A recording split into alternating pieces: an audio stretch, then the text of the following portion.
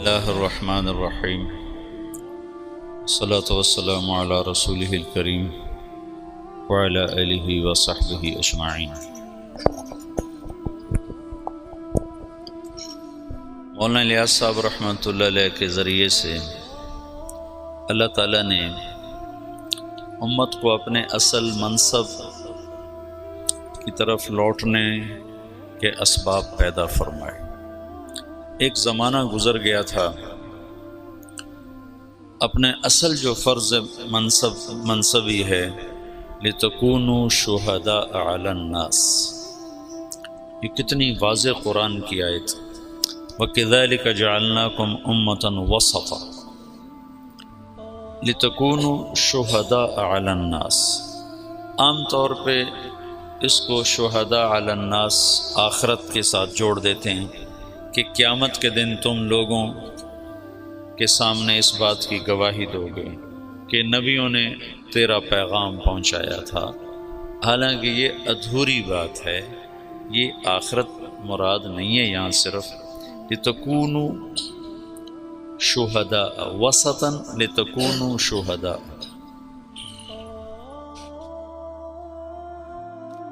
وسط بمعنی واسطہ میں نے ترجمہ تمہیں بتایا تھا، پھر تفسیر طبری میں وہ مل گیا۔ میں نے جبوتی میں یہ امتن وسطہ کو بمعنی واسطہ کہا کہ تم واسطہ ہو بین الناس و بین اللہ تعالی، جیسے انبیاء واسطہ تھے بین الناس و بین اللہ تعالی۔ وہ واسطہ کی کیا شکل ہے؟ شہادت علی الناس، کہ دنیا کے انسانوں کو جا کر بتانا کہ لا الہ الا اللہ میں کامیابی۔ تو اس پر ڈاکٹر فوزی ہیں قطر کے بڑے فاضل آدمی، انہوں نے مجھے کہا کہ یہ تم نے کہاں سے بیان کیا؟ میں نے ان سے پوچھا لغت میں گنجائش ہے اس کی؟ کہنے لگے لغت میں تو بہت اچھی گنجائش ہے اور بہت خوبصورت ہے، لیکن چونکہ یہ قرآن ہے تو اس میں ایسی جرت نہیں کرنی چاہیے جب تک پیچھے سے کوئی اس کی تصدیق موجود نہ ہو۔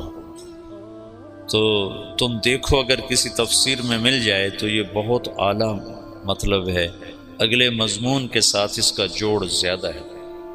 پھر واپس آ کر میں نے سب سے قدیم تفسیر طبری کو دیکھا تو اس کے آخر میں یہ مطلب انہوں نے لیا ہے جو اس وقت میں نے بیان کیا کہ امت واسطہ ہو، ویسے تو ہے وسطہ عدلاً معتدل، افراط و تفریط جو یہود و نصارہ میں ہے اس سے مبرہ ہو۔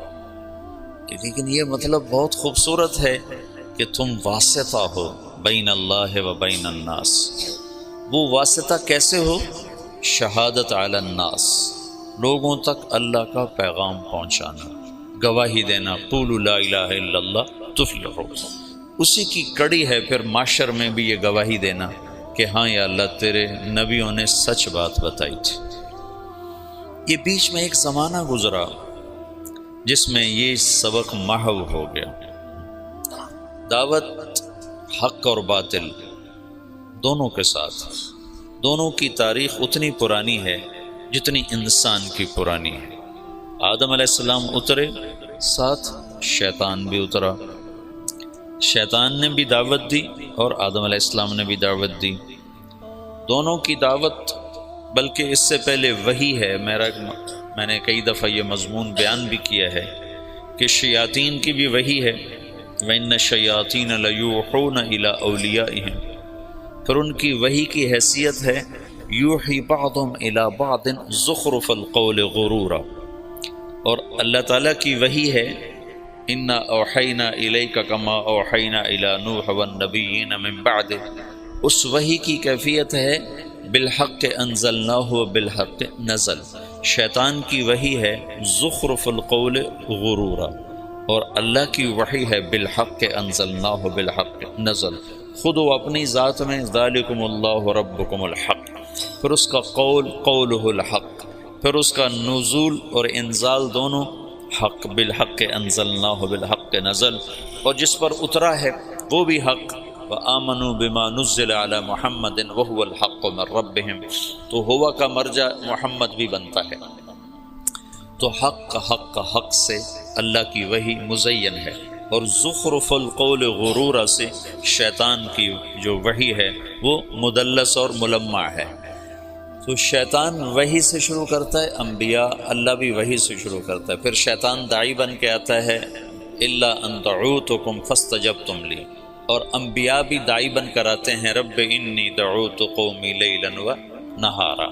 تو یہ دونوں ایک دفعہ میں نے قرآن میں دیکھا تو ساتھ ساتھ یہ کڑیاں چلتی ہیں۔ پھر شیاطین کی دعوت میں بھی فنائیت ہے، ثم لآتینہم من بین ایدیہم ومن خلفہم وعن ایمانہم وعن شمائلہم، یہ فنائیت ہے کہ بالکل اپنے آپ کو جھونک دوں گا۔ اور انبیاء کی دعوت میں بھی فنا ہو جانا ہے، رب انی دعوت قومی لیلا و نہارا، اور لعلک باخع نفسک الا یکون مؤمنین، اور لعلک باخع نفسک علی آثارہم ان لم یؤمنوا بہذا الحدیث اسفا، اور فلا تذهب نفسک علیہم حسرات۔ یہ آیات بتاتی ہیں کہ انبیاء کیسے فنا ہو کر دعوت میں لگتے ہیں، شیطان بھی فنا ہو کے لگتے ہیں، اپنا سب کو کہ بما اغویتنی لأزینن لهم فی الارض ولأغوینہم اجمعین، ایسی طاقتور تعبیر اپنی وہ اللہ تعالیٰ بتا رہا ہے، یہ یوں مجھ سے کہہ رہے ہیں۔ تو میدان میں چونکہ حق ایک معنوی چیز ہے، باطل بھی ایک معنوی چیز ہے، کیفیت ہے نا، میں کہتا ہوں اللہ ایک ہے، ایک کیفیت ہے، اور ایک کہتا ہے بارش کا اللہ اور ہے، اور سورج کا اللہ اور ہے، اور اولاد کا اللہ اور ہے، وہ بھی ایک کیفیت ہے۔ میں اللہ میں شریک ٹھہراتا ہوں، اللہ نہ کرے، اور ایک اللہ، میں اللہ کو واحد مانتا ہوں، یہ کیفیات ہیں۔ تو کیفیات کو وجود میں لانے کے لیے ڈنڈا نہیں ہوتا ہے، دعوت ہوتی ہے۔ کیفیات کو اندر میں اتارنے کے لیے طاقت نہیں ہے، دعوت ہے، ڈنڈا نہیں ہے، دعوت ہے۔ اکثر انبیاء فقراء ہیں، مساکین ہیں۔ تو یہ دعوت کا سلسلہ آدم علیہ السلام سے عیسیٰ علیہ السلام تک چلا ہے، لکل قوم ہاد وَإِن مِّنْ أُمَّةٍ إِلَّا خَلَا فِيهَا نَذِيرٌ، یہ عیسیٰ علیہ السلام تک یہ۔ ایک عورت عیسیٰ علیہ السلام سے مسئلہ پوچھنے، تو فرمایا بنی اسرائیل سے ہوگا؟ نہیں، کہا اماں میں بنی اسرائیل کی گم شدہ بھیڑوں کو تلاش کرنے آیا ہوں، میں تمہارے لیے پیغام نہیں لایا۔ لکل قوم ہاد، جالینوس اور عیسیٰ علیہ السلام کا زمانہ ایک ہے۔ یہ جوارش جالینوس یہ یونانی تھا، مصر میں رہتا تھا، موحد تھا۔ اسے کسی نے کہا کہ ایلیا میں، یروشلم بیت المقدس جو آج کا نام ہے، فلسطین میں ایک حکیم ہے جو مردے زندہ کر دیتا ہے۔ تو جالینوس نے کہا وہ یقیناً نبی ہوگا، مردے زندہ کرنا کسی طبیب کا کام نہیں ہے۔ تو جالینوس کے ذمہ ایمان لانا نہیں تھا عیسیٰ علیہ السلام پر، کہ وہ مصر میں ہے، بنی اسرائیل سے نہیں ہے، یونان سے ہے۔ لیکن جب اللہ نے ہمارے نبی کو بھیجا تو اللہ نے قانون بدل کر کہا تبارک الذی نزل الفرقان علی عبدہ لیکون للعالمین نذیرا وما ارسلناک الا کافۃ للناس بشیرا ونذیرا وما ارسلناک الا رحمۃ للعالمین قل یا ایھا الناس انی رسول اللہ الیکم جمیعا۔ یہ ساری آیات بتاتی ہیں کہ اللہ نے قانون بدلا، سارا عالم۔ اس لحاظ سے تو کسی بڑے طاقتور، لولا نزل هذا القرآن على رجل من القريتين عظیم، جو کہا تھا مکے والوں نے، آپ ملک شام میں پیدا ہوتے یا ایران میں پیدا ہوتے، یا تمدن ہے، تہذیب ہے، قوت ہے، کسی بادشاہ کے بیٹے بن کر پیدا ہوتے تاکہ بچپن سے قوت اور طاقت ہوتی۔ یتیمی کی انتہا، ماں 6 برس کی عمر میں گئی، باپ دیکھا ہی کوئی نہیں، 8 سال کی عمر میں دادے کو بھی اٹھا لیا، اور 8 سال کی عمر میں فقر کی وجہ سے بکریاں چرانا پیشہ بنا۔ لوگ دیکھتے تھے کہ آپ پہاڑوں سے بکریوں کو لے کے اتر رہے ہوتے تھے، نہ سر پہ کپڑا ہوتا تھا نہ پاؤں میں جوتا ہوتا تھا، ایسا فقر تھا۔ ابو طالب کے فقر کی وجہ سے بکریاں چرا رہا ہے، اور یہ آنے والے وقت کے سارے عالم کے نبی ہیں۔ تو اللہ تعالیٰ ابراہیم علیہ السلام کی دعا کو اب پورا فرما رہا ہے، ایک امت مسلمہ پیدا کر رہا ہے، ایک ان میں رسول کا وَبْعَثْ فِيهِمْ رَسُولًا، وہ رسول بھی آ رہا ہے اب اور امت بھی آ رہی ہے۔ اس امت کو اللہ تعالیٰ نے ایسی جگہ رکھا جہاں کوئی اور آ کے ان کے مزاج کو خراب نہ کرے، ان کی صفات کو خراب نہ کرے، ان کی زبان کو خراب نہ کرے، ان کی طبع جو فطرت ہے اسے خراب نہ کرے۔ ایک ہے بگاڑ، وہ ایسا تھا جیسے ہیرے کے اوپر مٹی آ جائے۔ 4000 سال کسی تہذیب کو اندر نہیں جانے دیا۔ سعودی عرب دنیا کا واحد ملک ہے جس میں دریا کوئی نہیں، یہ واحد ملک ہے اکیلا، پوری دنیا کے نقشے میں یہ واحد ملک ہے جس میں دریا کوئی نہیں، ورنہ ہر ملک میں دریا ہے۔ جو ملک اتنا، ویسے تو اب اتنے سے جزیرے کو بھی ملک کہتے ہیں، مالدیپ کو بھی ملک کہتے ہیں، جن کا سب سے بڑا جزیرہ ٹوٹل 11 میل کا ہے، 11 کلومیٹر کا ہے، جو ان کا مالے دارالحکومت ہے، اس کا نام ہے مالے، تو اس کا ٹوٹل رقبہ 11 کلومیٹر ہے، 11 کلومیٹر اس میں ختم ہو جاتا ہے۔ اور اس کے دائیں بائیں چھوٹے چھوٹے اور جزیرے ہیں، کوئی 2500 کے قریب، کوئی آدھے کلومیٹر کا، کوئی 1 کلومیٹر کا۔ ملک جسے ملک کہتے ہیں اس میں صرف سعودی عرب ایسا ملک ہے جس میں دریا کوئی، اور یہ جزیرۃ العرب ہے، یہ واحد جزیرۃ العرب ہے جس میں بارش نہیں ہوتی۔ جزیرۃ العرب کا مطلب اس کے 3 طرف سمندر ہے، 3 طرف، جس ملک کے 3 طرف سمندر ہو وہ مسلسل بارشوں کی زد میں ہوتا، مسلسل۔ تو آپ سعودی عرب کا نقشہ اٹھا کر دیکھو تو خلیج عقبہ، بحیرہ احمر، اور نیچے بحیرہ عرب، اور 3 طرف کے سمندر کے باوجود سعودی عرب میں سال سال گزر جاتا ہے، بارش کا قطرہ نہیں گرتا۔ بیچارے حرمین والے استسقاء پڑھ رہے ہوتے ہیں اور نماز کے اندر دعا مانگ رہے ہوتے ہیں۔ وہ میں نے یہ دیکھا جب بھی میں گیا ہوں حرم میں اور انہوں نے دعا کے لیے ہاتھ اٹھائے ہیں بارش کی، تو اللہ نے بارش ضرور کی۔ اچھا، یہ بارش کیوں نہیں ہوتی؟ 3 طرف سے سمندر ہو اور بارش نہ ہو، یہ کیا چکر ہے؟ تو اللہ تعالیٰ نے سعودی عرب کے پہاڑوں کو اس طرح رکھا ہے ترتیب کے ساتھ کہ مونسون ہواؤں کے لیے وہ رکاوٹ بن گئے ہیں، ہواؤں کے لیے رکاوٹ بن گئی۔ پہاڑوں والجبال ارساہا، پہاڑ کوئی عربوں نے تو نہیں لگائے تھے، اللہ نے ان کو اس ترتیب سے لگایا ہے۔ جو ارضیات کے ماہر ہیں، جیولوجی جس کو کہتے ہیں، جو ارضیات کے ماہر ہیں، وہ یہ کہتے ہیں کہ یہ عجب بات ہے، جزیرہ ہے، 3 طرف سے سمندر ہے، اوپر جا کر اتنا سا ٹکڑا اردن کے ساتھ ملتا ہے، خشکی والا، یوں سمندر جاتا ہے عراق کے ساتھ جا کر، اس طرف سے جاتا ہے، اس طرف سے جاتا ہے، اور پھر بارش نہیں ہوتی کہ پہاڑ اللہ نے اس طرح لگائے ہیں کہ مونسون ہواؤں کے لیے پہاڑ رکاوٹ بن گئے، تو ہواؤں کا رخ پھیر دیتے ہیں پہاڑ۔ سبحان اللہ۔ یہ بارش کوئی نہیں، دریا کوئی نہیں، کیوں کہ یہ سرسبز نہ رہے، کیوں کہ اس میں غیروں کو طمع اور لالچ نہ رہے کہ یہ ہم نے فتح کرنا ہے۔ وہ تیمور تھا نا کم وقت، مجھے کسی بادشاہ پہ اتنا غصہ نہیں آتا جتنا تیمور پہ آتا ہے۔ مسلمانوں میں ایسا لنگڑا تھا کم وقت وہ کہ مسلمان ہی ذبح کرتا رہا لوٹ مار کے لیے۔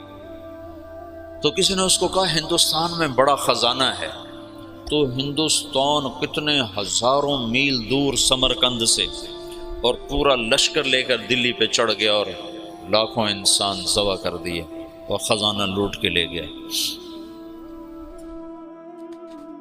غیروں کو طمع نہ ہو کہ کوئی اور قوم اس میں آئے اور ان کے ساتھ رہنا شروع کرے اور ان کے مزاج خراب ہو جائیں، اور ان کی اپنی اصل فطرت اور ان کی جو عادت ہے اور جو ابراہیم نے جو بیج بویا ہے اس میں کوئی اور پیوند نہ لگ جائے۔ اس لیے اللہ نے بارش نہیں رکھی، سرسبز نہیں رکھا، فقر۔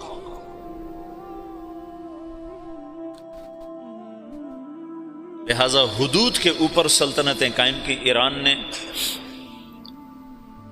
حیرہ کو قابو کیا، اور نصارہ نے یمن کو قابو کیا، لیکن جو اندر ہے وہ 4000 سال ایسے، یہ جو بیج بنتا ہے نا، بیج، کپاس کا بیج، گندم کا بیج، اس کو 10 سال لگتے ہیں۔ پہلے اس کو اگاتے ہیں، پھر اس کے ساتھ ایک اور کو اس کے ساتھ پیوند کرتے ہیں، پھر اس میں سے بیج آتا ہے، پھر اس کو اگاتے ہیں، پھر اس کے ساتھ دوسرا پیوند کرتے ہیں، پھر اس کو نکالتے ہیں، پھر اس کے ساتھ دوسرا لگاتے ہیں۔ 10 برس کے بعد ایک بیج تیار ہوتا ہے کہ آپ دیکھتے ہو کہ ایک کھیت ہے، وہ سارے جتنے بھی اس میں پودے ہیں ان کا ایک رنگ ہے، پتوں کی ایک شکل ہے، ایک سائز ہے، ایک قد ہے۔ یہ ایسے نہیں ہے، اس کے پیچھے 10 برس لگے ہیں کہ ایسا بیج تیار کیا جائے جو ایک سائز کی ہر شے تیار کرے۔ تو محمد مصطفیٰ اور صحابہ کو تیار کرنا ہے تو یہ دنیا اسباب کی جگہ ہے، اللہ تعالیٰ ایک پل میں کر سکتا ہے، لیکن اتنی بڑی ہستیوں کو وجود میں لانے کے لیے 4000 سال کا سفر چاہیے۔ ایک کپاس کے بیج کو 10 سال کا سفر چاہیے، تو آخری نبی کو اور آخری نبی کے جان نثاروں کو وجود میں لانے کے لیے 4000 سال کا سفر ضروری تھا، اور اس میں کوئی اور شامل نہ ہو، انہی کو اللہ تعالیٰ خالص کرتا گیا کرتا گیا کرتا گیا کرتا گیا۔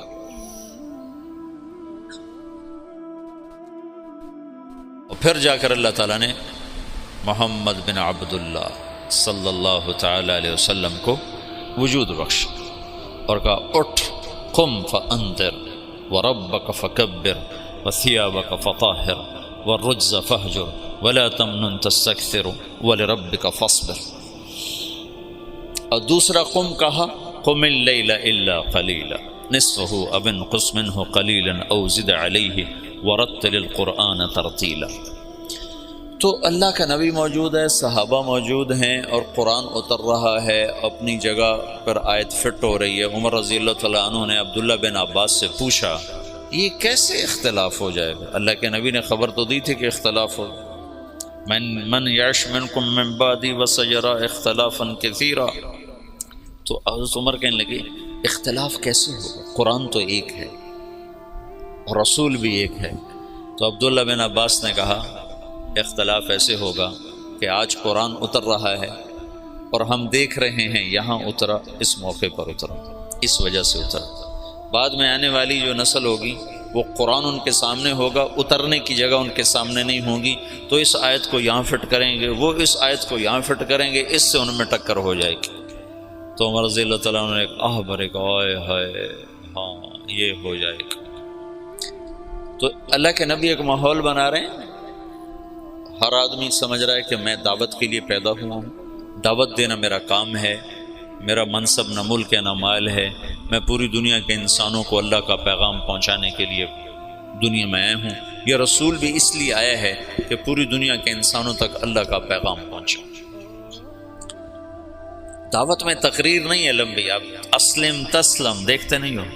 اللہ کے نبی کے خطوط کتنے مختصر، اللہ کے نبی کے خطبے کتنے مختصر۔ واضح و نصیحت کی زبان لمبی ہے، دعوت کی زبان مختصر ہے۔ ہاں دعوت کا درد بڑا لمبا ہے، دعوت کی تڑپ بڑی بے قرار کرنے والی ہے۔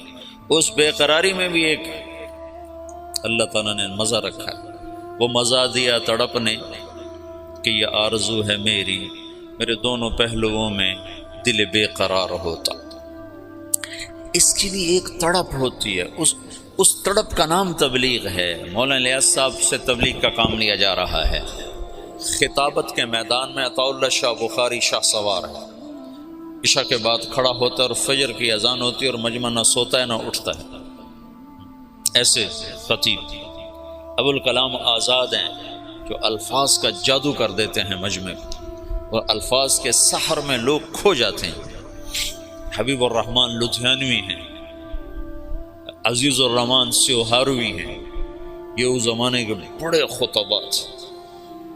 اور کس سے تبلیغ کا کام لیا جا رہا ہے؟ محمد الیاس بن محمد اسماعیل، جن کی زبان میں اتنی لکنت ہے کہ مولانا عبید اللہ صاحب رحمۃ اللہ علیہ نے مجھ سے کہا، عبید اللہ صاحب تھے نظام الدین، کہ بیان میں ایک لفظ کو 18 دفعہ کہنے کی کوشش کی، 18 دفعہ نہیں کہہ سکے، چھوڑ دو۔ اتنی لکنت اور بے ترتیب بات، بات میں ترتیب کوئی نہیں، آگے کا پیچھے، پیچھے کا آگے، اور الفاظ بڑے مشکل۔ وہ زمانہ تھا فارسی عربی زبانوں پہ چڑھی ہوئی تھی، تو عبداللہ صاحب فرمایا کرتے ہیں کہ بیان کر رہے ہیں ایک معنی پیش آ گیا، یعنی کہ ایک حادث پیش آ گیا، یعنی کہ ایک عائق پیش آ گیا، ہر لفظ پہلے سے زیادہ پیچیدہ۔ یہ مولانا نیاز صاحب کے بیان کی مثال دیا کرتے ہیں حاجی عبداللہ صاحب، پیچیدہ بات۔ ایک میں باتی اٹھا باہر نکلا تو آگے مولانا ابوالحسن علی ندوی رحمۃ اللہ علیہ بیٹھے تھے، کہنے لگے میاں جی کچھ سمجھے یہ کیا کہہ رہے ہیں بابا جی؟ وہاں کو یقین یقین کی بات کر رہو، یقین یقین، یقین سمجھو، یقین یقین، اب کو یقین یقین کی بات کر رہو، کچھ اللہ پہ یقین۔ وہ کلمے کی دعوت بڑی دیتے تھے نا، اللہ سے ہوتا ہے مخلوق سے نہیں ہوتا، مخلوق اللہ کے بغیر کچھ نہیں کر سکتا۔ اس کو اجمالی طور پر چھوڑ گئے، مولانا یوسف صاحب نے اس کو کھولا۔ تو خطابت کے شاہ سواروں کو چھوڑ کر، جس کو بولنا بھی نہیں آتا، موسیٰ علیہ السلام کی سنت کو زندہ کیا جا رہا ہے کہ اٹھ تو جا، اذهب الى فرعون انه طغى۔ وہ کہتے ہیں لا ينطلق لسانی، میں تو بول نہیں سکتا ہوں، اب تجھے میں نے پسند کیا ہے، اصطنعتک لنفسی، تو میرا انتخاب ہے، تو جا۔ کہا پھر میرا بھائی تو میرے ساتھ کر، کچھ بولے تو صحیح۔ کہا چل وہ بھی لے جا۔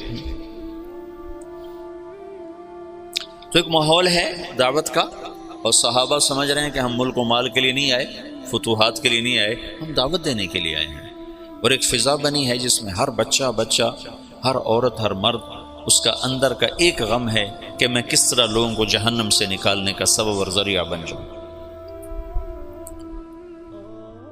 لہٰذا وہاں یہ سمجھنا نہیں پڑتا تھا کہ بھائی یہ کیا کام کر رہے ہیں، آتے ہی پتہ چل، جیسے یہاں کوئی آدمی آتا ہے کہتا ہاں بھائی یہاں پڑھائی ہو رہی، یہاں تعلیم ہو رہی۔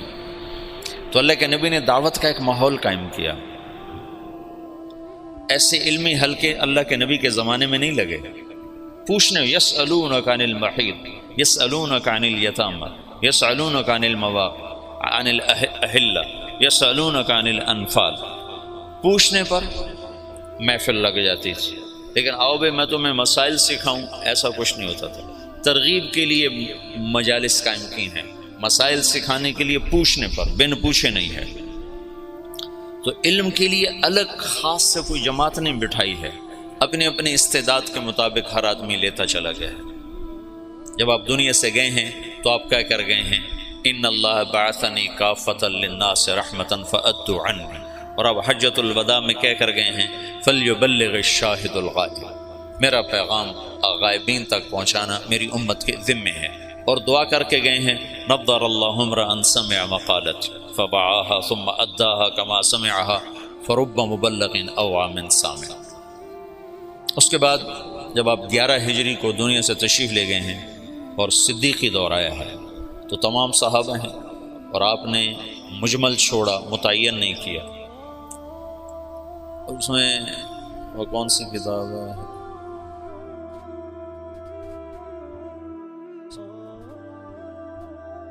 سیوطی نے خلفاء پر کتاب لکھی، تاریخ الخلفاء۔ تاریخ الخلفاء میں ایک روایت ہے کہ صحابہ نے کہا یا رسول اللہ استخلف، کسی کو آپ اپنا نائب متعین فرمائیں۔ کہا نہیں میں نہیں کروں گا، اگر میرے کرنے کے بعد تم اس کی نافرمانی کرو گے تو تم پہ اللہ کا عذاب آئے گا۔ یہ حکمت بتائی۔ دوسرا، اللہ کی تقدیر پہ راضی ہونا، کہ اختلاف ہونا تھا تو اللہ کی تقدیر پہ راضی ہو کے چپ کر کے چلے گئے۔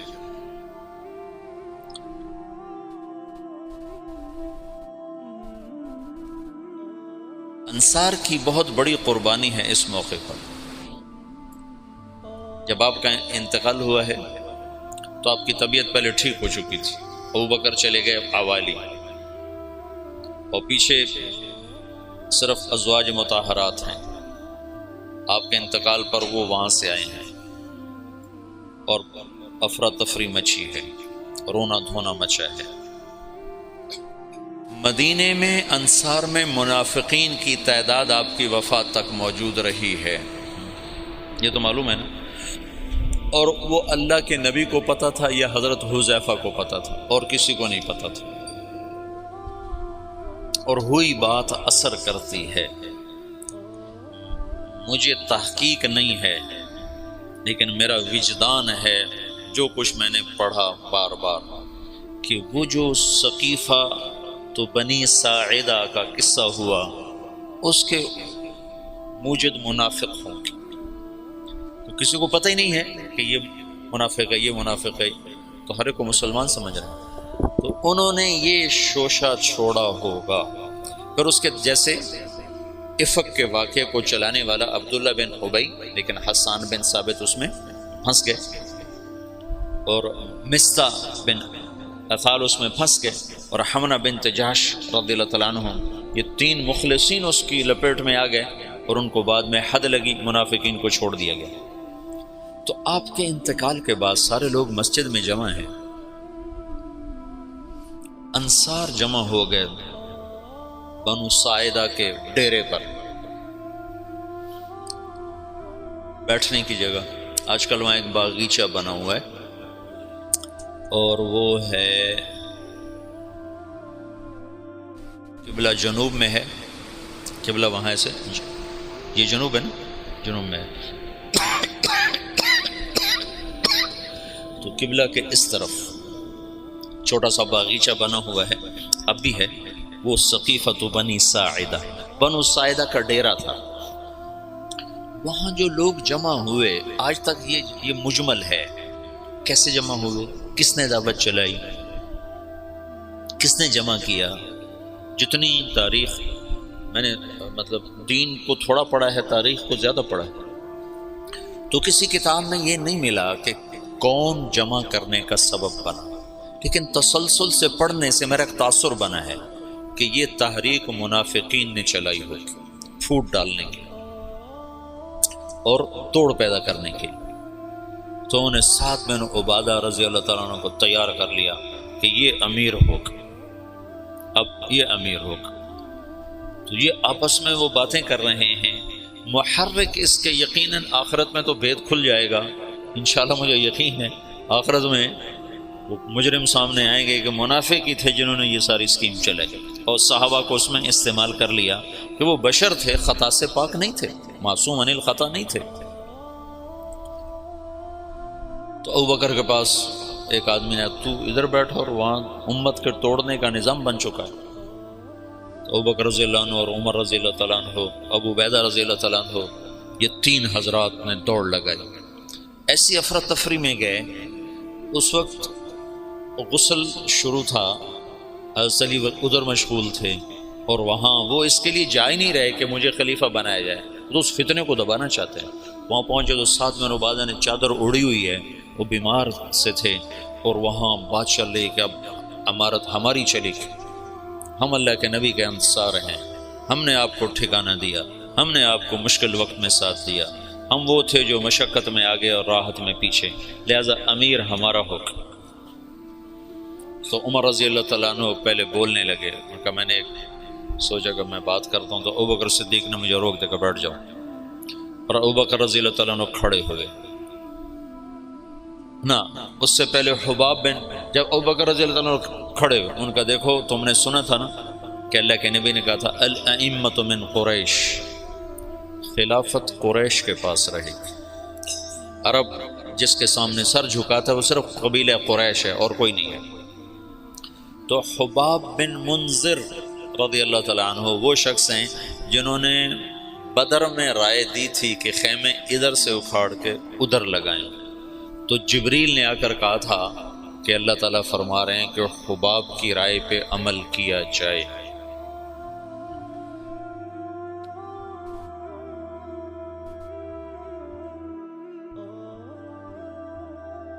ہر انسان ہر وقت ایک حال پہ نہیں رہتا ہے. یا تو ایسی بڑی رائے دی کہ اللہ نے کہا کہ حباب کی رائے پہ عمل کیا جائے، یا ایسی رائے دی کہ توڑ دینے والا نظام بن جائے. تو حباب بن منذر نے کہا میں تم سب کا فیصلہ کرتا ہوں، ایک امیر مہاجرین میں سے ہوگا، ایک انصار میں سے ہوگا. ایک تلوار، ایک میان میں دو تلواریں کہاں آئیں؟ تو ابو بکر رضی اللہ تعالیٰ عنہ ان کو سختی سے ڈانٹ دیا، ڈٹ جا، امت کی وحدت کو فرقت میں تبدیل نہ کر، کو ڈانٹ کے بٹھا دیا۔ پھر مختصر تقریر فرمائی کہ یہ امر اس وقت تک سلامت ہے جب تک امامت قریش کے پاس، تم ہمارے انصار ہو اور وزراء ہو، ہم تمہارے امراء ہیں، میری طرف سے یہ عمر حاضر ہے، ابو عبیدہ حاضر ہے، اس میں سے کسی کے ہاتھ پر بیعت کر۔ تو عمر رضی اللہ عنہ نے ایک دم کھڑے ہو کر کہا جس کو اللہ کے رسول نے مصلی پہ کھڑا کیا وہی ہمارا خلیفہ ہے۔ نمازیں پڑھائی نے 17، تو حضرت عمر نے بیعت کی تیزی کے ساتھ، ابو عبیدہ نے اس کے پیچھے۔ پھر اللہ تعالیٰ کی غیبی مدد آئی، انصار کی یہ قربانی۔ زندگی میں ایک اصول سیکھو، اللہ تمہیں توفیق دے، مجھے توفیق دے، میں نے اس میں بہت نفع پایا، اپنی رائے سے پیچھے ہٹ جانا سیکھو۔ رائے پہ جمنا تو طبعی چیز ہے، رائے پہ اصرار تو فطری چیز ہے۔ بچہ بھی کہتا ہے میں نے ادھر جانا ہے، میں نے ادھر جانا ہے، ماں کہتے نہیں جانا تو وہ روتا ہے۔ اتنی چھوٹی عمر سے رائے کا اصرار شروع ہو جاتا ہے، تو رائے سے ہٹنا سیکھو بشاشت کے ساتھ۔ جب رائے کے خلاف ہوتا نا تو دل تنگ پڑ جاتا اور طبیعت بجھ جاتی۔ تو یہ ایک اللہ کی طرف سے سبق تھا۔ انفرادی سطح پر آگے آیا خالد بن ولید کا قصہ، اور اجتماعی سطح پر آیا انصار مدینہ کی طرف سے۔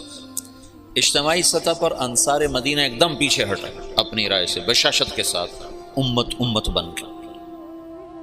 اگر وہ نہ ہٹتے تو پہلے دن ہی توڑ تھا، اگر وہ ہٹتے اور دل ان کے ساتھ نہ ہوتے تو بھی توڑ تھا۔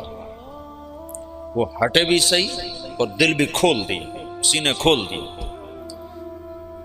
تم چلے میں جاتے ہو، یہ سال والے سال میں جائیں گے، یہ صرف چلے اور سال کی بات نہیں، تم گھر میں ہوتے ہو، مدرسے میں ہوتے ہو، رائے کا اختلاف ہوتا ہے، تو اپنی رائے دینا بھی سیکھو، اپنی رائے کے خلاف ہونا بھی سیکھو، اور اپنی رائے کے سے ہٹ جانا بھی سیکھو۔ یہ رائے دینے سے زیادہ مشکل کام ہے، اور میں نے ہٹنے میں بڑے نفع دیکھے، بڑے نفع دیکھے، بڑے نفع دیکھے۔ مجھے تو 22 سال ہو گئے ہٹتے ہوئے اور پیچھے ہوتے ہوئے، لیکن میں نے کبھی نقصان نہیں دیکھا۔ اجتماعی سطح پر انصار مدینہ اور انفرادی سطح پر خالد بن ولید، یہ بھی دنیا کی تاریخ کا منفرد واقعہ ہے کہ جرموک کی جنگ میں سالار کے سر کے اوپر جھنڈا ہے اور حضرت عمر کا خط آتا ہے کہ خالد کو معزول کر دیا جائے اور ابو عبیدہ کو امیر بنا دیا جائے، اور وہ کہتے ہیں تم گواہ رہو، میں آج کے بعد کوئی منصب قبول نہ کروں گا اور پہلے سے زیادہ محنت کر کے دکھاؤں گا، اور اگر میں عمر کے لیے لڑتا تو آج میں گھر چلا جاتا، تو میں اللہ کے لیے کر رہا ہوں، تم گواہ رہو۔ خالد بن ولید پہلے انتقال کر گئے، عمر رضی اللہ عنہ بعد میں فوت۔ خالد بن ولید نے 60 سال بھی پورے نہیں کیے، 58-59 سال کی عمر میں انتقال فرما گئے تھے۔ تو عمر رضی اللہ تعالیٰ عنہ بعد میں نے ایک کتاب میں پڑھا، مجھے اب نہ کتاب یاد ہے نہ زمانہ یاد ہے، لیکن مضمون یاد ہے کہ عمر رضی اللہ عنہ نے فرمایا میں نے خالد کو سمجھنے میں خطا کھائی، میں نے خالد کو سمجھنے میں خطا کھائی، لیکن یہ ضروری تھا، اس واقعے کا ہونا بہت ضروری تھا کہ آئندہ اندھیرے آنے والے ہیں، ان میں کوئی شمع روشن ہونی چاہیے، ان میں کچھ دیے جلنے چاہیے، ان میں کچھ چاند چمکنے چاہیے، تاکہ نہ ماننے والوں پر حجت قائم ہو اور بھٹکے ہوں کو راستہ مل جائے کہ یوں بھی رائے سے ہٹا جاتا ہے، یوں بھی قربانی دی جاتی ہے۔ میں نے کہا ادھر تو یہ جماعت کے امیر نہیں ہوتا، امیر یہ جماعت کا، جس نے صرف اتنا ہی کرنا ہوتا ہے، بیان کون کرے، تشکیل کون کرے، تعلیم کون کرے، گاڑی پہ چلیں کہ بس پہ چلیں، اتنا ہی ہوتا ہے۔ اس کو ہٹا دو تو وہ تگنی کا ناچ نچا دیتا ہے پوری جماعت کا کہ مجھے ہٹانے والے ہیں کون۔ یہ دو عجب واقع ہوئے ہیں اس میں، عجب۔ تو انصار مدینہ ہٹ گئے، سعد بن عبادہ کی بات بیچ میں رہ گئی اور ابوبکر رضی اللہ عنہ کے ہاتھ پر بیعت ہو گئی، اور وہ جو ایک وحدت تھی وہ اللہ نے دوبارہ قائم فرما دی، اور ابو بکر رضی اللہ تعالیٰ عنہ خلیفۃ الرسول کا لقب پا کر مسند رسول پر بیٹھے، یا خلیفۃ رسول اللہ، امیر المومنین نہیں کہا جاتا تھا، یا خلیفۃ رسول اللہ۔ جب آئے عمر رضی اللہ عنہ تو ان کو کہا جاتا یا خلیفۃ رسول اللہ۔ وہ کہتے یار یہ بڑا بھاری لفظ ہے، کوئی مختصر لفظ تلاش کرو۔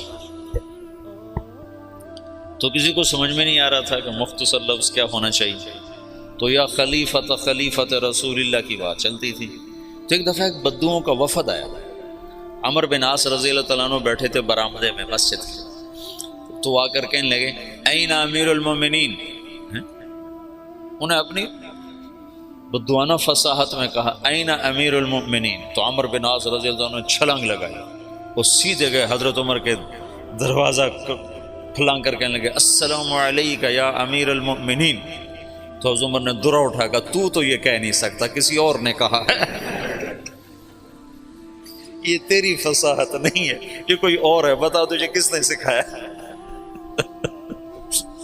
انہوں نے کہا وہ باہر بدوؤں کا وفد آیا ہے، انہوں نے کہا این امیر المؤمنین، کہ بس آج کے بعد یہی میرے لیے مناسب ہوگا۔ تو پھر امیر المؤمنین چلا 1924 تک، جب خلافت عثمانیہ ختم ہوئی 1924 میں، تو تب جا کر یہ لقب ختم۔ خلافت عثمانیہ ہے ترکوں کی، جو انہوں نے مصر سے سلطان سلیم تھا محمد فاتح کا بیٹا، پہلے ترک بادشاہوں کا رخ تھا یورپ کی طرف، سلطان سلیم نے رخ کیا مشرقی علاقوں کی طرف، مصر فتح کیا۔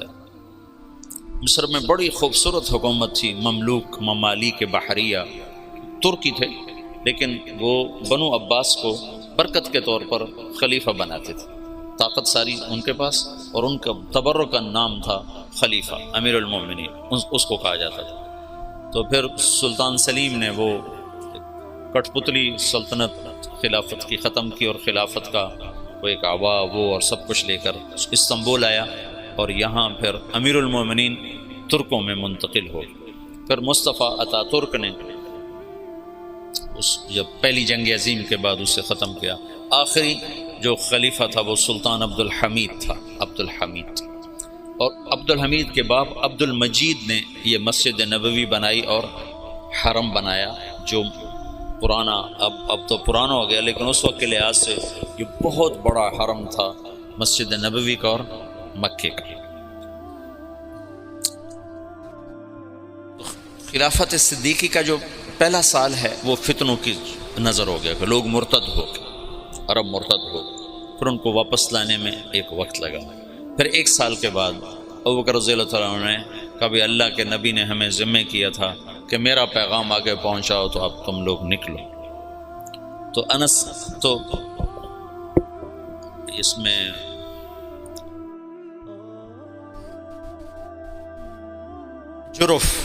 جرف میں آ کر قافلے جمع ہونے شروع ہوئے صحابہ کی، تو جب وہ ان کو روانہ کرنے کے لیے تشریف لائے تو کہنے لگے یہ تھوڑے ہیں، بہت بڑی مہم ہے، آدمی کون مہیا کرے گا؟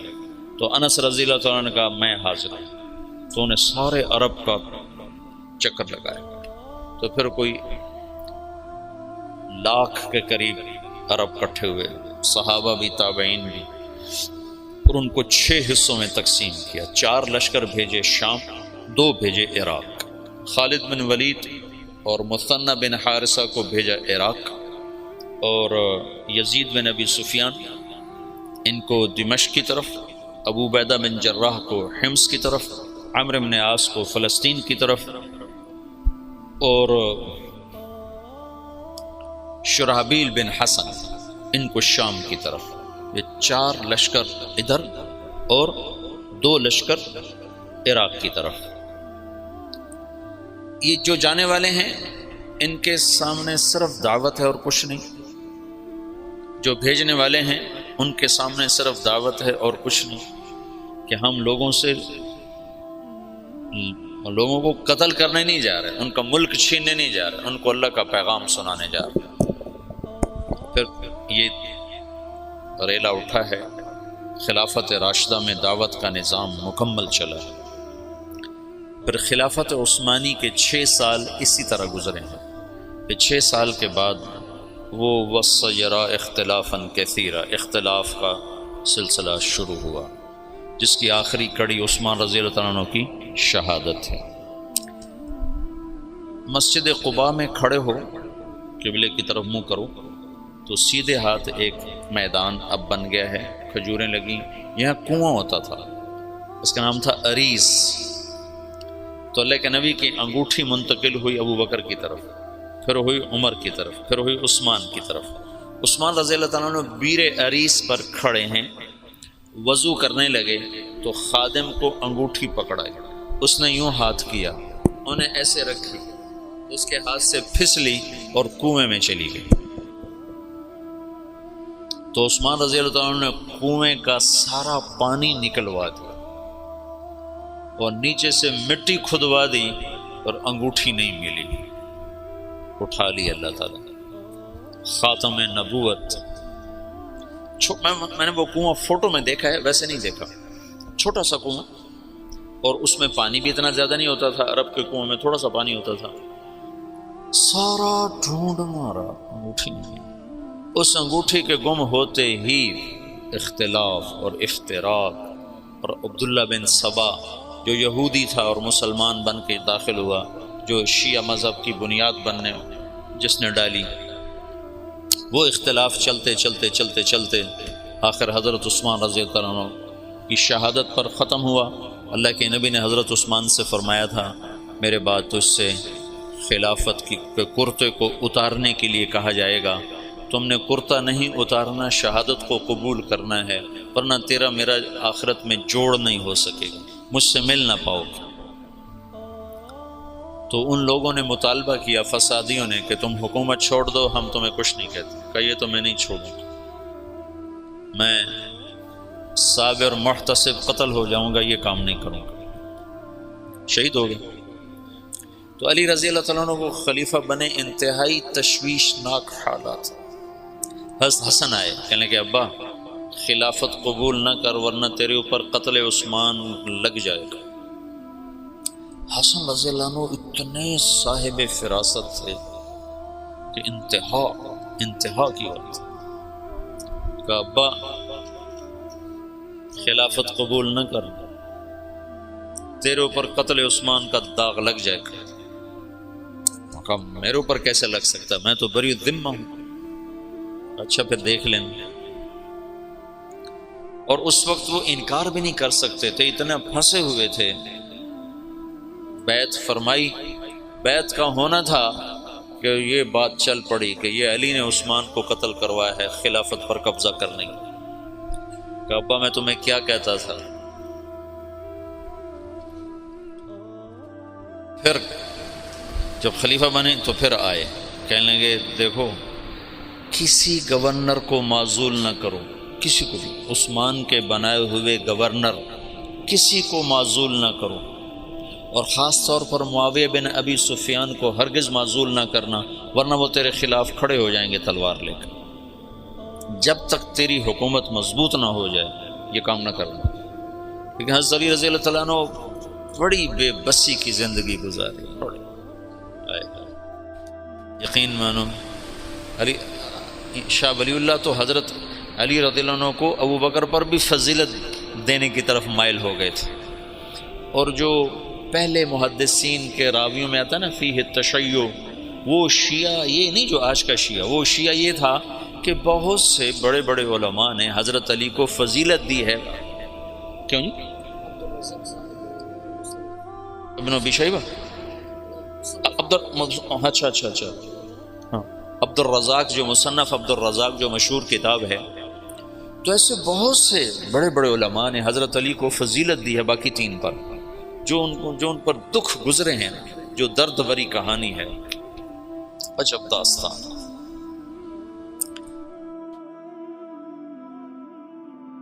انہوں نے معزول کر دیا حضرت معاویہ رضی اللہ عنہ کو، معزول کرنا تھا، وہ کھڑے ہو گئے۔ حالات ایسے بن گئے تھے، شام والوں نے زید بن ثابت رضی اللہ تعالیٰ نے حضرت عثمان کا کرتا اور حضرت نائلہ کی کٹی ہوئی انگلیاں جب وہ قتل کیا گیا تو نائلہ سامنے آئی بیوی، تو ان کی انگلیاں کٹ گئیں، اور وہ کرتا جس میں وہ شہید کیے گئے وہ حضرت زید بن ثابت نے اتار لیا اور انگلیاں لے کر شام جا کر معاویہ کو پکڑا۔ معاویہ رضی اللہ تعالیٰ عنہ نے لے کر جامع مسجد دمشق میں لٹکا دیا۔ اب کون تحقیق کرے گا کہ کس نے قتل کیا کس نے نہیں کیا؟ ایسی غلط فہمی کی ہوا چلی کہ سب نے حضرت علی پر الزام لگا دیا کہ علی ہی عثمان کے قاتلوں کو پناہ دینے والا ہے، اور اسی سے یہ ہوا ہے، اور وہ بری الذمہ پاک پاکیزہ۔ پر اللہ کی تقدیر تھی، یہ جنگ جمل بھی ہونی تھی، جنگ صفین بھی ہونی تھی، اللہ کا نظام تھا، اس میں بھی اس کی حکمتیں رحمتیں چھپی ہوئی ہیں۔ تو حالات ایک دم وہ جو دعوت کا ریلا تھا وہ آپس کے ٹکراؤ کی طرف چلا گیا، اور دعوت کے کام کو پہلا جھٹکا لگا ہے 26 سال کے بعد۔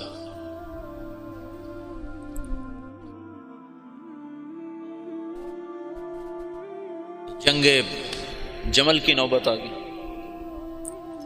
جب بیعت ہونے لگی تو سب سے پہلے بیعت کی حضرت طلحہ نے۔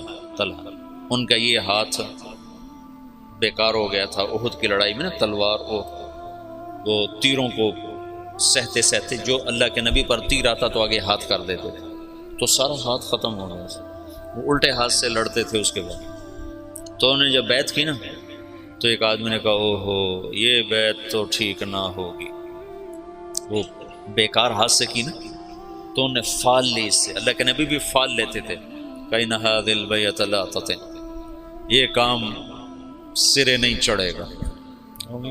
4 سال دکھ سہتے سہتے آخر شہید ہو، اتنے دکھی ہو گئے تھے آخری دنوں میں حضرت علی کہ اپنی یوں داڑھی پکڑ کے کہتے تو کب رنگین ہو، تو کب رنگین ہو، کیونکہ اللہ کے نبی نے کہا تھا علی تو اس وقت تک نہیں مر سکتا جب تک تیری داڑھی تیرے خون سے رنگین نہ ہو جائے، تیرے سر کے خون سے رنگین نہ ہو جائے۔ اور صالح علیہ السلام کی اونٹنی کا قاتل اشقا تھا، میری امت کا اشقا وہ ہوگا جو تجھے قتل کرے گا۔ تو پھر ایسے داڑھی کو پکڑ کر کہتے تو کب رنگین ہو، پھر کہتے وہ اشقا کدھر ہے، وہ اشقا کدھر ہے، وہ آتا کیوں نہیں، وہ کدھر ہے؟ اتنے دکھی ہو گئے تھے، بے وفائی، لوگوں کی جفا۔ حضرت معاویہ رضی اللہ عنہ کو شام کا ٹکڑا ملا جو بڑے سلیقے والے، بڑے طریقے والے، بڑے وفادار، اور حضرت علی رضی اللہ عنہ کو کا امتحان بڑا تھا، بڑوں کے امتحان بھی بڑے، ان کو عراق ملا جہاں کے لوگ منافقانہ عادات اور ہر جتنے بھی عیب، اس لیے تو حجاج اللہ نے ان پہ مسلط کیا، عراق والوں پہ بھرے ہوئے، بے وفائیوں سے بھرے ہوئے۔ تو اس کا آخری نتیجہ حضرت علی کی شہادت پہ نکلا۔ جنگ جمل ہوئی جس میں حضرت طلحہ جیسے، حضرت زبیر جیسے شہید کر دیے۔ جب آپس میں ٹکرائے نا صلح ہو گئی، لیکن جو لوگ عبداللہ بن سبا کے ساتھی تھے، میں تمہیں تفصیل تو نہیں بتا رہا، صرف اشارے کر رہا ہوں، تبلیغ کا تھوڑا سا پس منظر بتانا چاہتا، دعوت کی تاریخ بتانا چاہتا ہوں کہ جب تم چھٹیوں میں جاؤ تو بشاشت سے جاؤ، ہمارے ڈنڈے کی وجہ سے نہ جاؤ۔ جو ڈنڈے کی وجہ سے جاتے ہیں وہ موبائل سے کھیلتے رہتے ہیں، ادھر تعلیم ہوتی ہے، ادھر وہ موبائل سے کھیل رہے ہوتے ہیں، ادھر گشتور ہوتا ہے، ادھر وہ اپنے اخبار بیٹھے پڑھ رہے ہوتے ہیں۔ تو ایسا چلہ مجھے نہیں چاہیے، گھر چلے جاؤ زیادہ بہتر ہے۔ میں چاہتا ہوں تم بشاشت کے ساتھ اللہ کی راہ میں نکلو کہ تمہیں فائدہ تو ہو، تمہیں نفع تو ہو، اپنے نفس کے ہاتھوں نہ مارے جاؤ، یہ ہماری وجہ سے نہ تم ایسے ہی علی رغم انف نہ جاؤ، بے بشاشت القلوب جاؤ۔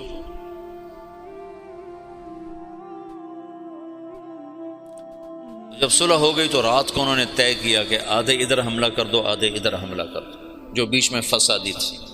تو تہجد کے وقت آدھے لوگوں نے حضرت علی پہ حملہ کر دیا، آدھوں نے حضرت زبیر، حضرت عائشہ کے لشکر پہ حملہ کر دیا، اور دونوں طرف شور مچا دیا۔ علی نے حملہ کر دیا، انہوں نے کہا زبیر نے حملہ کر دیا۔ تو علی کہنے لگے او ہو آئے ہائے۔ حضرت حسن جب نکلنے لگے نا اس کے لیے، عراق کے لیے، تو حضرت حسن نے کہا بابا مت نکلو ورنہ تمہاری جنگ ہو جائے گی۔ کہا میرے ہوتے ہوئے کیسے ہوگی؟ کہا ہو جائے گی، دیکھ لینا، نہ جا، مدینہ نہ چھوڑ، مدینہ نہ چھوڑ۔ تقدیر غالب آئی۔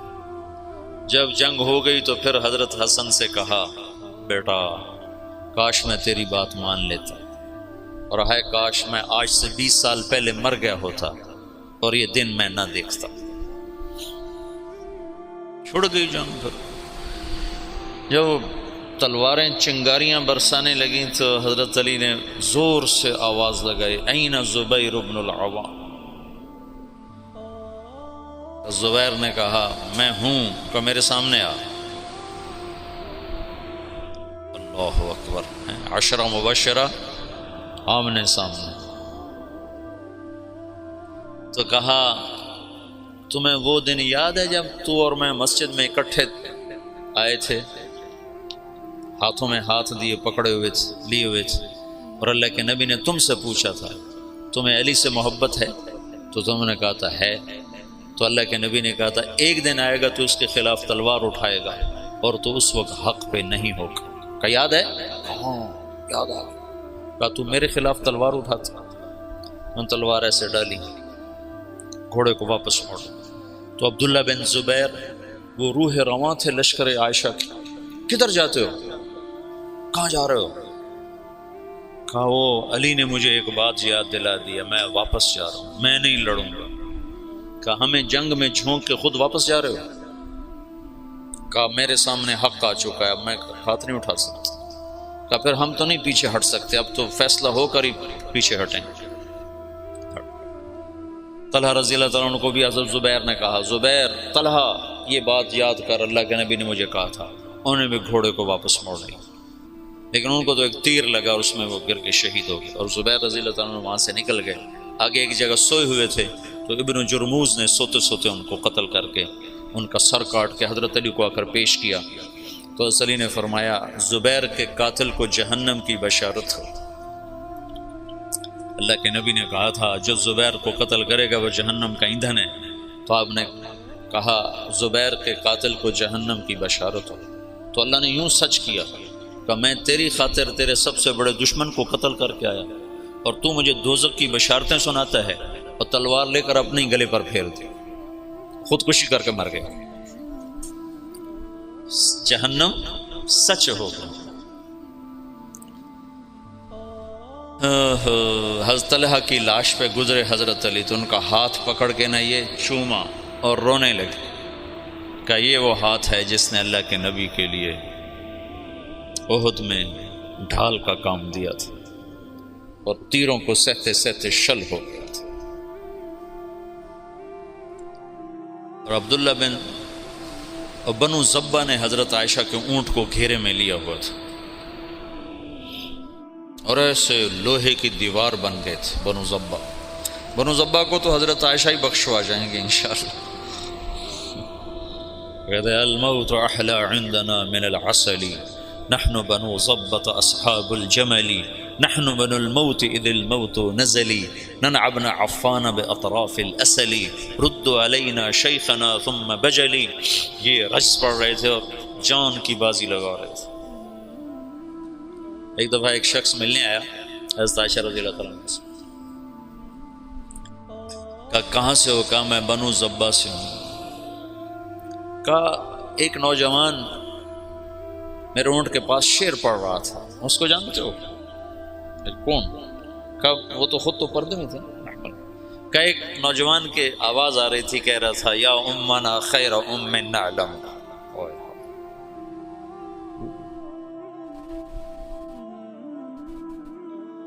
یا امنا خیر ام نعلم اما ترین کم شباب یکلم وتفتلی حامته والمعصم۔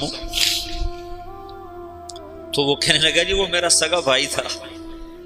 تو عائشہ روتے روتے روتے ساری چادر آنسوں سے تر کر دی۔ ایسے ایسے شاہ سوار اس دن شہید ہوئے جو اکیلے اکیلے ہزاروں پر بھاری تھے، طرفین سے۔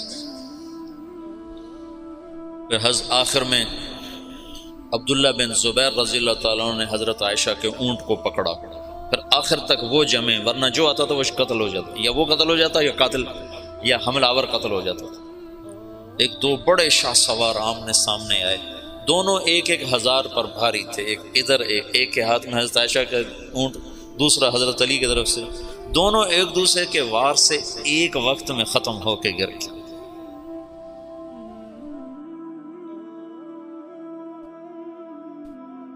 اوئے ہوئے ہوئے۔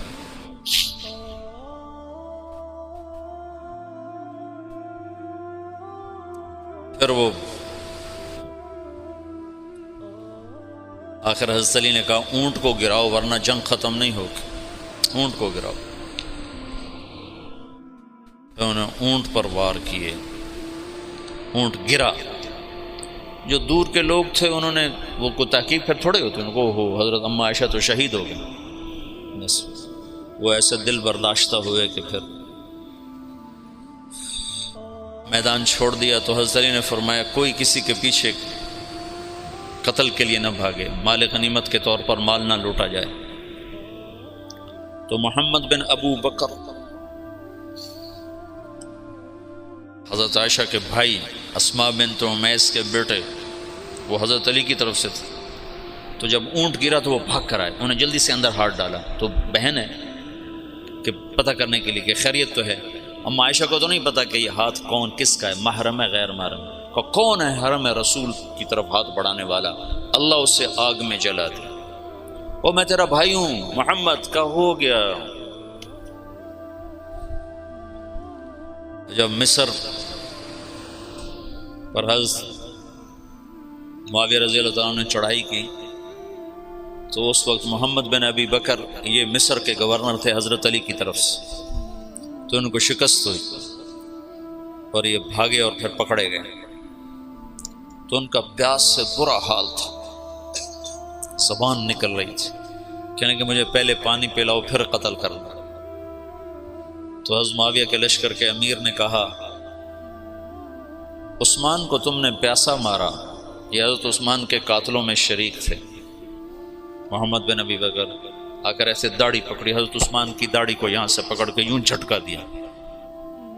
تو انہوں نے کہا تیرا باپ تو اس داڑھی کی بڑی قدر کرتا تھا۔ تو ایسی شرم آئی کہ واپس چلے گئے، بس اس کے بعد حصہ نہیں لیا، لیکن بس داڑھی پکڑنا ہی کافی ہو گیا تھا۔ تو انہوں نے کہا عثمان کو پیاسا مارتے ہو، خود پانی مانگتے ہو، کہ تمہیں اسی پیاسا قتل کروں۔ معاویہ بن خدیج ایسے کوئی امیر کا نام تھا، مجھے پورا نام یاد نہیں ہے، ذہن سے نکل گیا، قتل کیا۔ پھر ایک گدھے کی کھال میں اس کی لاش کو لپیٹ کر اسے آگ لگا دی اور وہ جل گئے۔ حضرت عائشہ کا فرمان سچا ہوا، اللہ اسے آگ میں جلا دے۔ تو ایک دفعہ جو دعوت کو جھٹکا لگا ہے، یہ اللہ کا نظام تھا، اختلاف ہونا تھا۔ حضرت علی کی شہادت پر ایک دور ختم ہوتا ہے، حضرت حسن رضی اللہ عنہ خلیفہ بنتے ہیں، پھر وہ 6 مہینے بعد حضرت معاویہ کے حق میں دستبردار ہو جاتے ہیں، اور پھر دوبارہ دعوت کا دور چلتا ہے، اور پھر دعوت اپنے علی قدم و ساق قائم ہوتی ہے، اور پھر وہ اسلام کی ریل پیل لہل بہر دوبارہ واپس آتی ہے جب حضرت معاویہ رضی اللہ تعالیٰ عنہ خلافت کو سنبھالتے ہیں۔